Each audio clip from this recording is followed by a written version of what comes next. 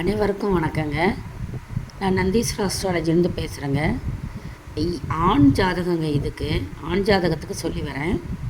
யாரெல்லாம் எந்த ஆண்கள் விதவையே மணப்பாங்க, அந்த ஒரு என்ன சூட்சமத்தினால ஆண்கள் விதவையை மணக்கக்கூடிய பலாபலன் இருக்கும் அப்படின்னு தெளிவாக சொல்லியிருக்கேங்க.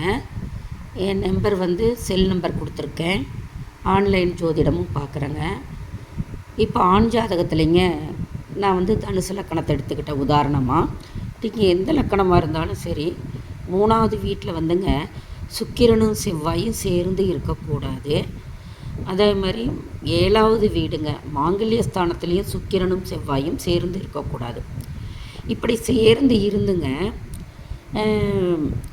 அந்த என்ன சொல்கிறது, குரு சுக்கிரன் வளர்பிறை சந்திரன் பார்வைப்படாமல் இல்லை இணைந்து இல்லாமல் இருந்தாங்கன்னா தீய பலன்கள் தான் கிடைக்குங்க. இவங்க இந்த 3வது வீட்லேயோ 7வது வீட்லேயோ சுபகிரகங்கள் பார்வைப்பட்டால் இந்த தீங்கு நடக்காது. லக்னத்திலிருந்து 3ஆம் வீட்டில் சுக்கிரன் செவ்வாய், 7ஆம் வீட்டில் சுக்கிரன் செவ்வாய் கூடி கிரகங்கள் இருந்தால் ஆண்மகன் விதவியை மணப்பாங்க, உறுதிங்க இது.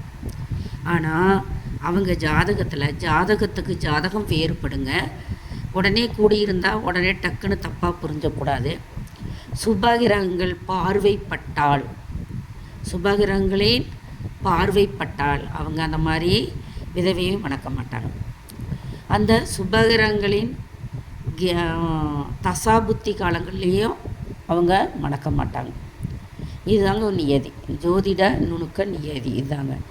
இப்போ சுக்கிரன் செவ்வாயும் கூடிங்க அந்த திருமண காலத்தில் குருதசா சுக்கிரதசா சந்திரன் தசா குரு புத்தி சுக்கிர புத்தி சந்திர புத்தி வந்தாலும் அவங்க கல்யாணம் பண்ணிக்க மாட்டாங்க, விதவையை கல்யாணம் பண்ணிக்க மாட்டாங்க.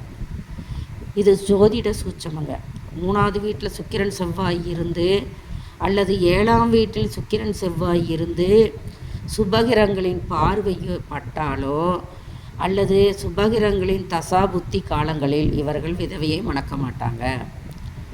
அவங்க பாவகிரகங்களின் தசா புத்தி காலத்தில் அது நல்லா ஒத்து வந்ததுன்னா கண்டிப்பாக விதவையை மணந்து கொள்வார். இதுதான் நியதி. உதாரண கட்ட போட்டிருக்கேன். அடுத்தது ஆண் ஜாதகங்க. இதுக்கும் அதே மாதிரி தாங்க. குரு சுக்கிரன் வளர்பிறை சந்திரன் பார்வைப்பட்டாலோ இணைந்தாலோ தீய பலன் நடக்காது. இதில் பாருங்கள், லக்னத்திலிருந்து 3ஆம் இடத்துல 5ஆம் அதிபதி பாவகிரகமாக அமைந்து, இந்த லக்கணம் தான் இல்லைங்க, எந்த லக்கணமாக இருந்தாலும் சூட்சம விதி இது ஒன்று தாங்க. 3ஆம் கிரகத்தில் ராகு செவ்வாய் கூடியோ அல்லது கேது செவ்வாய் கூடியோ இருந்தால் மனைவி சண்டையிட்டு பிரிந்து போவாள். கணவனை விட்டு போயிடுவாள், சண்டை போட்டுக்கிட்டே இருப்பாள், பிரிஞ்சு போயிடுவாள். அப்படி பிரிஞ்சு போகலைன்னா குரு சந்திரன் பார்வை இருக்கும், வளர்பிறை சந்திரன் பார்வை அது மேலே படும், அல்லது அந்த தசா சுபர்களின் தசா புத்தி நடக்கும். புரியுதுங்களா? இந்த காலகட்டத்தில் அசுபகிரகங்களின் பார்வையோ அசுபகிரகங்கள் தசா புத்தி நடக்கிற காலத்தில் 3ஆம் இடத்துல ராகுவோ கேதுவோ அமர்ந்து 5ஆம் அதிபதியாக பாவகிரகங்கள் அதிபதியாக 5ஆம் அதிபதி 3ஆம் இடத்துல ராகுவோட கேதுவோட இணைந்தா என்னாகுங்க, மனைவி சண்டையிட்டு பிரிந்து போவாள். இந்த பெண்ணினால் பல ஆண்மகன்கள் கெட்டு அழிவார்கள். சுபகிரகங்கள் பார்வைப்படும் பொழுது என்னாகுங்க, சுபகிரகங்கள் பார்வைப்பட்டால் இந்த இந்த அநீதி நடக்காது, இந்த மாதிரி விஷயங்கள் நடக்காது.